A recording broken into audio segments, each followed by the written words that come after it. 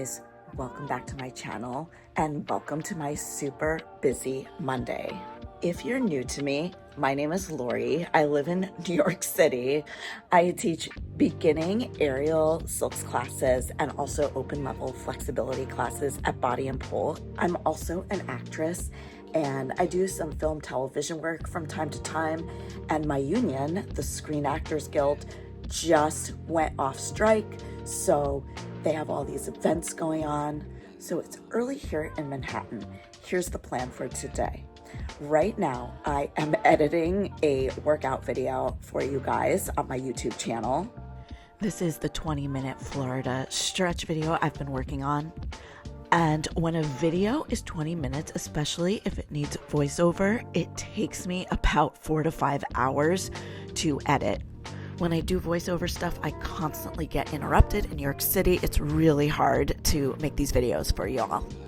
Then I'm gonna head downtown to South Street Seaport to take a flexibility class.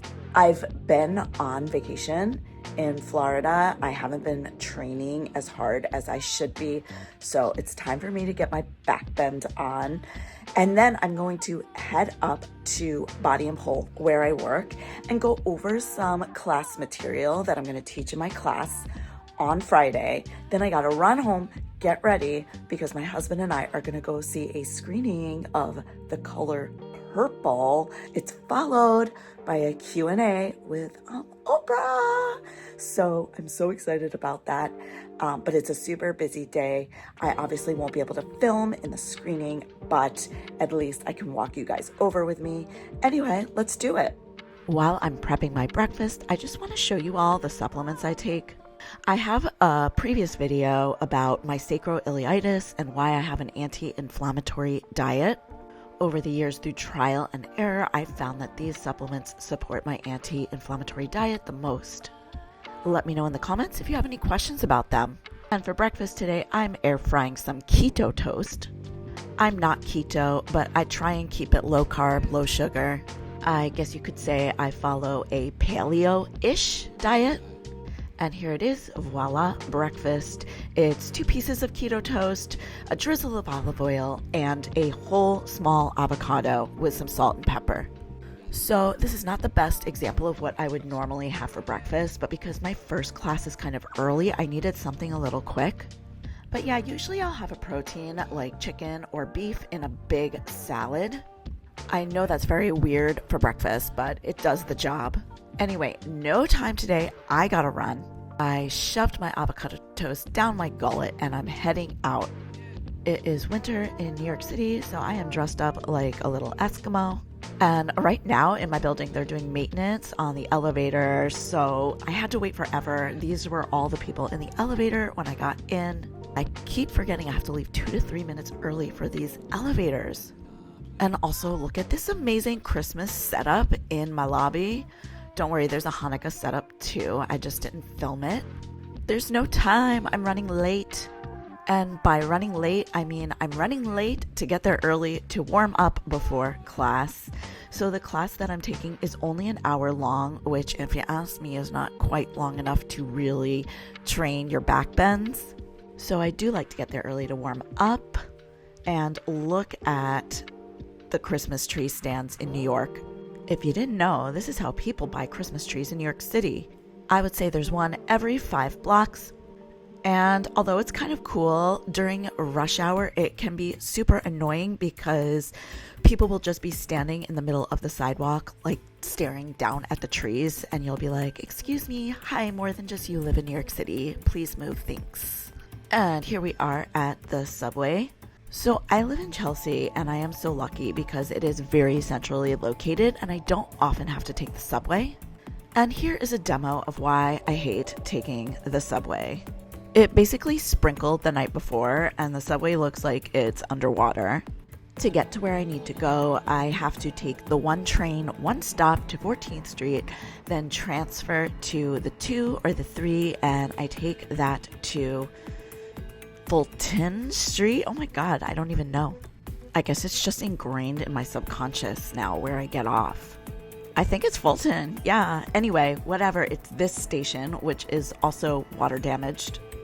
But I do like the downtown area and South Street Seaport a lot. Oh, and also let's talk about my Starbucks sippy cup for a moment. Obviously non-sponsor because Starbucks would never sponsor a small channel like mine. But when I teach, I don't have time to unscrew bottles. So I love my little sippy cup. I can just drink through the straw. It's perfect for teaching. And here we are in South Street Seaport, and I'm a little disappointed in the tree setup this year. It is smaller than usual. I think I have a photo of the other tree. Hold on, I'm going to post it right now. Whoa, you guys, inflation is real. We even have to downsize on our New York City trees.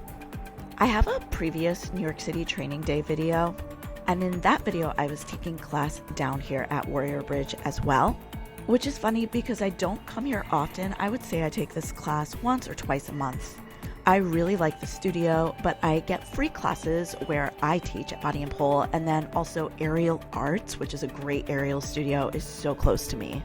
Warrior Bridge is more for flexibility, acro, handstands.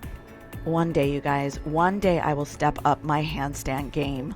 It's just so hard training all the things and being 44.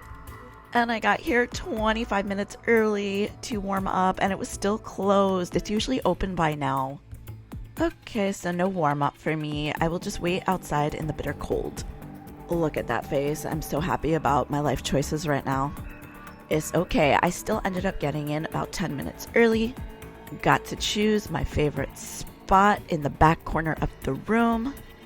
And here's some footage of me training towards the end of class. So, quick story about my flexibility journey for everyone watching this that is unfamiliar with me. I am 44 years old. I took my first flexibility class when I was about 37. I don't want to say I came from a place with zero flexibility, but my back flexibility was probably close to zero. I also had super tight hip flexors and quads. In fact, I think the only natural flexibility I've ever really had is in my hamstrings. And it's not even really natural because I used to dance when I was younger, so it probably came about just from all the dance classes I had. I fell in love with training my flexibility when I started taking classes. I just love pushing my body, seeing what it can do. And I would say I was at my bendiest during the pandemic when all I did was train flexibility for 4 or 5 hours a day, maybe 5 or 6 days a week. Now I obviously can't train for that long because I have to work. But also I train and teach a lot of aerial silks. And while some of aerial silks does complement my flexibility training a lot, some of it just makes me extra tight, especially my shoulders. So I would say right now I'm more just trying to maintain my flexibility rather than super improve it. I try and squeeze about 2 hours in 3 to 4 days a week, and then maybe an extra hour in other than that. I'm not gonna lie though, it's hard and it's frustrating. At some point I do want to put more effort into improving my flexibility. But you know, you do what I can, and this is just proof that I train everything equally on both sides. After class, I gotta head back up to Body and Pole.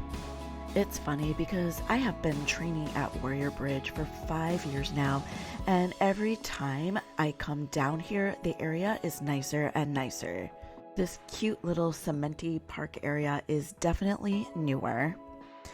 Anyway, making my way back to the subway and headed to an open workout at Body and Pole. And reason number 83 to hate New York City, entitled Jerks Like This That Sit in the Middle of the Subway Seats with Their Legs Wide Open. And by the way, I tried to sit next to him and he wouldn't close his damn legs or move over. And that's a pretty common scenario to happen. But at least it wasn't too long of a subway ride, and I'm here getting off on 28th Street. So Body and Pole is located on 27th Street between 6th and 7th Avenue. It's a pretty central location. It's about a 5 to 10 minute walk from Penn Station. To the right, you can see FIT, the Fashion Institute of Technology, a pretty popular school here. And here we are in the lobby. I took my very first class here in 2013, but it wasn't until 2017 when I really started training. I did a work-study program here during the pandemic, and I started teaching here a little over 2 years ago. I love it. It definitely changed my life. And if you're watching this and live in or near New York City, I do recommend you try a class here. I do aerial silks, but we also have the pole dance classes, aerial hoop, and aerial hammock, and then also open level flexibility. So with all of those positive things just being said, I'm going to say this was a horrible training session for me. Do you guys ever have issues accessing your videos stuck in the iCloud? So when I work on my aerial silks, I put together an album in my iPhone of things I want to work on. And then when I go to work on it, I just rewatch the videos and then try and mimic them. Well, when I got to the studio, yeah, the Wi-Fi access is never amazing, but it's okay. But nothing would come out of my cloud. So I had no access to my videos and I couldn't remember how to do anything. What you are seeing me struggle with is I'm trying to go over this holiday star shape. I taught it to my class last year. I've learned it 2 or 3 times from other various teachers. But this is really a move we only work on every December in the aerial world because it is so themed. So here I kind of got it, but I didn't have enough tail. I shouldn't, there, it's a disaster. But anyway, that's what I was working on and it was very unsuccessful and I'm very mad at the Apple iCloud. But all is forgiven because it is time to run back to my apartment and get ready for movie night and OPRAH. Whenever I post video from my apartment lobby, a lot of people say, how the hell can you, a mere fitness professional, afford such a beautiful place? And the answer is I married into it. My husband's been living here since the apartment opened over 20 years ago. Hey, I wish I could afford it with the YouTube coin. Please hit the like and subscribe button with the notification bell on so I can continue to live my very best life. Finally, time to eat a proper salad. I am obsessed with salad. I usually get salad bags from Trader Joe's and then just add a protein. And this is my snazzy going out outfit. It's an ugly Christmas sweater. And I do have to put on the glasses when I go to the movies because I don't see that well in my contacts. And it's a Christmas miracle. We're the only 2 people in the elevator. Tonight's screening is at the SVA Theater on 23rd Street, which is a 10-minute walk for us, so super easy.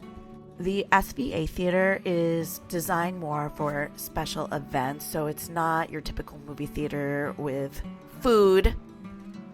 And the screening was set up by the SAG Foundation, so it is free.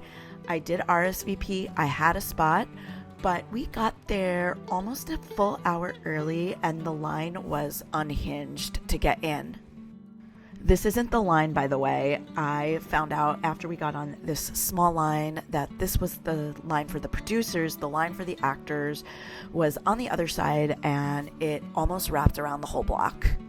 The directions for the movie also said that if you didn't get there at least 20 minutes early and they ran out of space, space was not guaranteed, even if you had RSVP'd and had a ticket. So it's a cutthroat world, these free screenings, but that's okay because we did get in, we did get decent seats, we did see the movie, and then we did get to see OPRAH, Taraji, Danielle Brooks, who played Sophie, the director, and one of the other producers. And yes, I know this footage is shaky and awful. You really weren't supposed to be filming. I got a million emails that said no filming, but literally every single person had a camera out. So I caught this little bit of video just so you all could see. And I'm putting my footage in slow motion so I can quickly tell you my Color Purple review. I've read the book. I've seen the original movie. I've seen the musical on Broadway 2 times.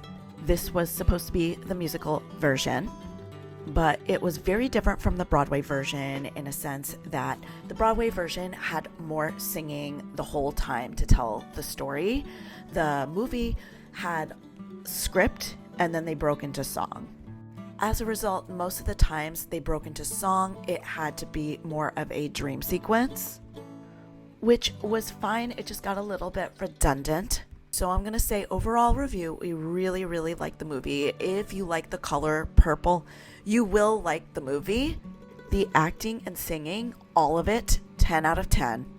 The only thing I would have done is cut 15 to 20 minutes off, maybe get rid of one of those dream sequency songs.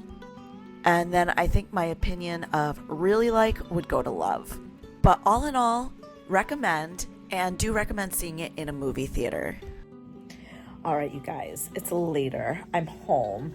I know the lighting is awful. I have this baby ring light that you're supposed to hook up to your phone. Let me do that right now, see how it works. I think that's better. Here, let me take off my glasses. Anyway, we went to the movie. It was great. I am exhausted. I'm in the room now.